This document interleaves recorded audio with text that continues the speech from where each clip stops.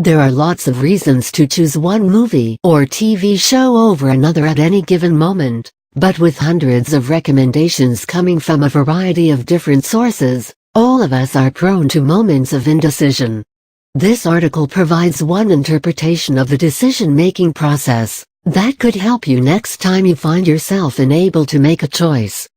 There are so many movies and TV shows, and so many ways to access them, that it can be difficult to decide which ones will be worthwhile and which won't. If you're like most people, your friends and relatives are constantly recommending that you get involved in this or that TV show, or that you check out this or that movie. In general, you probably know what you like. If a friend recommends a show you know you will hate, you probably won't bother looking into it. Cop dramas are not for everyone, after all.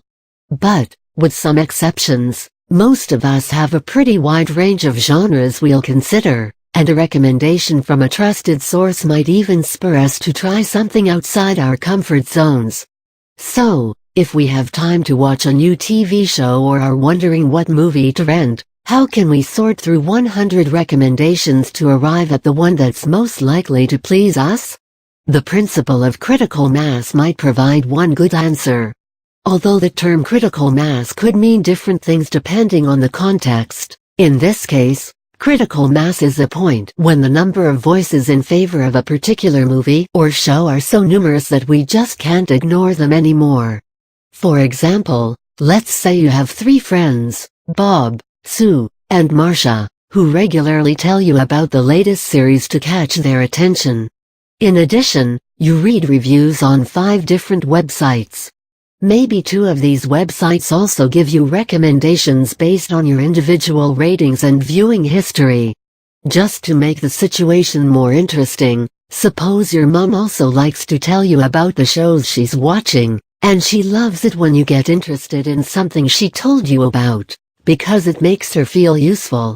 Given this scenario, you can imagine that certain information would be more reliable than other information.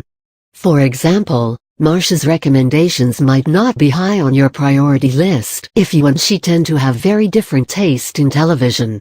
You might value Sue's recommendations more highly if the 2 of you have a history of liking the same stuff.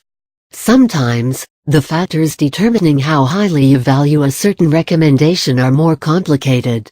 Your mom basically only likes soap operas, which you hate. But since she's your mother, it's sometimes hard not to give her recommendations a try just to make her happy. With the more impersonal sources, the case is similar. You're probably more likely to take a recommendation from a website that's accounting for your personal taste with some complicated algorithm than you are to take advice from a random, snooty film critic, even if the critic is famous or well respected. With all these factors involved, it's easy to see how some movies and shows might reach critical mass well before others. If Sue and Bob, whose opinions you trust, rave about a movie, and then 2 days later it shows up on both of your online personalized recommendations lists, that might be enough to make you rush out and rent it as soon as possible. If your mom and Marcia both recommend the same movie, that might outweigh the more reliable recommendation, and instead you might consider picking a movie that got a good review from a couple of critics you like.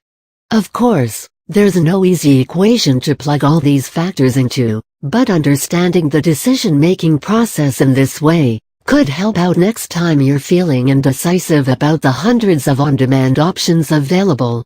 If you can't decide between movie A and movie B, and if all other factors are equal, meaning you're not in the mood for one or the other based on genre or whatever else, ask yourself this: which one is, at this moment, closer to critical mass? Of course, neither of them has yet actually achieved critical mass, because if it had, you would have watched it already. It's likely, though, that one of these movies is closer to that point than the others, and that might be just as good a reason as any to give it a whirl.